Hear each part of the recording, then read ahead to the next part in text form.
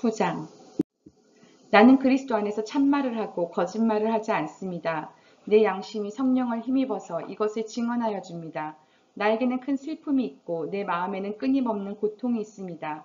나는 육신으로 내 동족인 내 결례를 위하는 일이면 내가 저주를 받아서 그리스도에게서 끊어질지라도 달게 받겠습니다.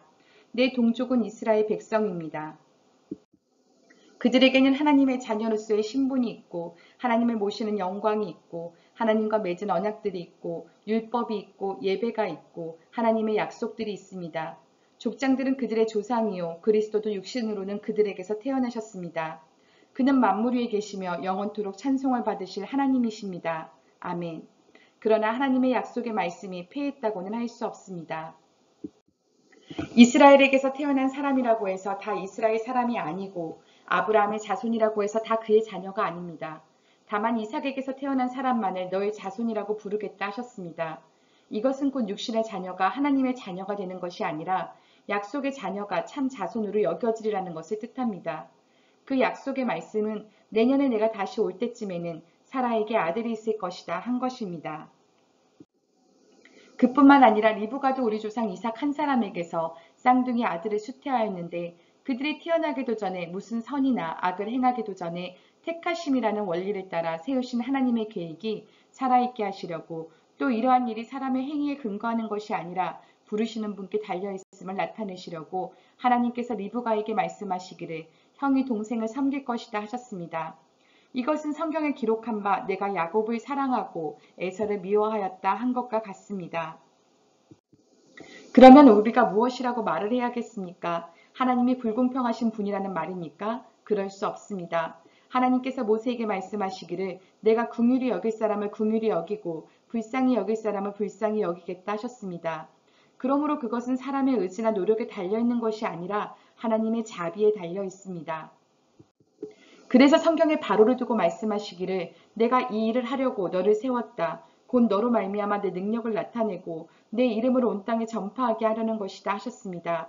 그러므로 하나님께서는 긍휼히 여기시고자 하는 사람을 긍휼히 여기시고 완악하게 하시고자 하는 사람을 완악하게 하십니다. 그러면 그대는 내게 이렇게 말할 것입니다. 그렇다면 어찌하여 하나님께서는 사람을 책망하시는가?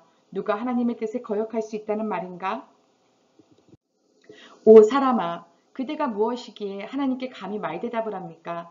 만들어진 것이 만드신 분에게 어찌하여 나를 이렇게 만들었습니까? 하고 말할 수 있습니까? 토기장이에게 흙 한 덩이를 둘로 나누어서 하나는 귀한 데 쓸 그릇을 만들고 하나는 천한 데 쓸 그릇을 만들 권리가 없겠습니까? 하나님께서 하신 일도 마찬가지입니다. 하나님께서 진노하심을 보이시고 권능을 알리시기를 원하시면서도 멸망받게 되어 있는 진노의 대상들에 대하여 꾸준히 참으시면서 너그럽게 대해주시고 영광을 받도록 예비하신 자비의 대상들에 대하여 자기의 풍성하신 영광을 알리시고자 하셨더라도 어떻다는 말입니까? 하나님께서는 우리를 부르시되 유대 사람 가운데서만이 아니라 이방 사람 가운데서도 부르셨습니다.